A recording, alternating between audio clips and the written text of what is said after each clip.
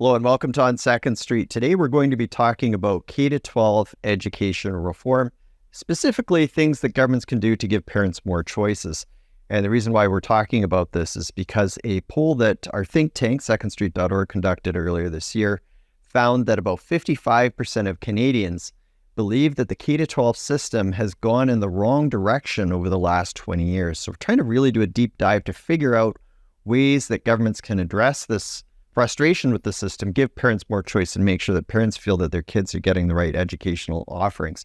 So today to chat with me about this issue is Catherine Kavanagh. She is with the think tank CARDUS, and Paige MacPherson is with the think tank, the Fraser Institute. Thank you both for taking a few minutes to chat today. Catherine, I'll start with you.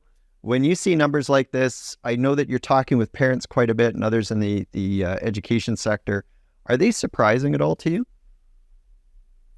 I don't think it's really surprising, and I think it's a reflection of the fact that we've lost sight of the idea of community-based institutions, which are the best things that are able to respond to community needs. So in many cases, public school systems are just very large. Like the Calgary Board of Education, for example, has 138,000 students. Edmonton Public has 106,000 students. It's almost impossible to meet the individual unique learning needs of more than 100,000 students. So these are just very big systems, and big systems have a really hard time being flexible, being adaptable, being accountable.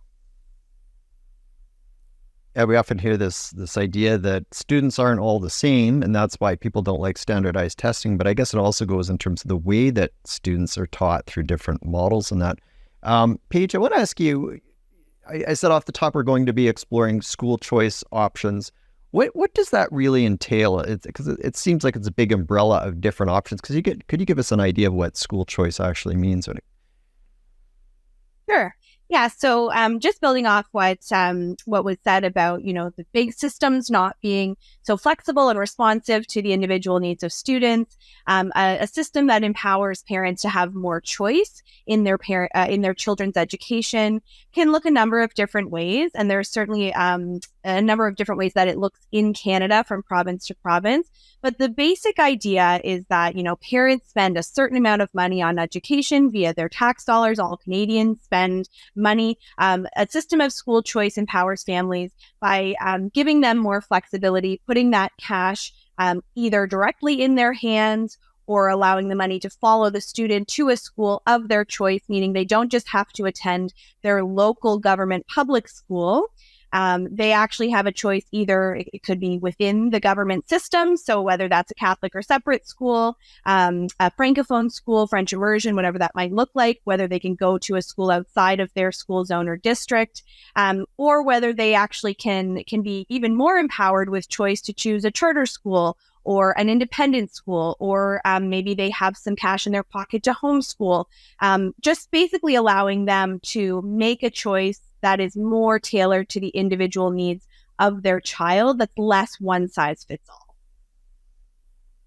Okay, and I'll ask both of you this question, but Paige will stay with you.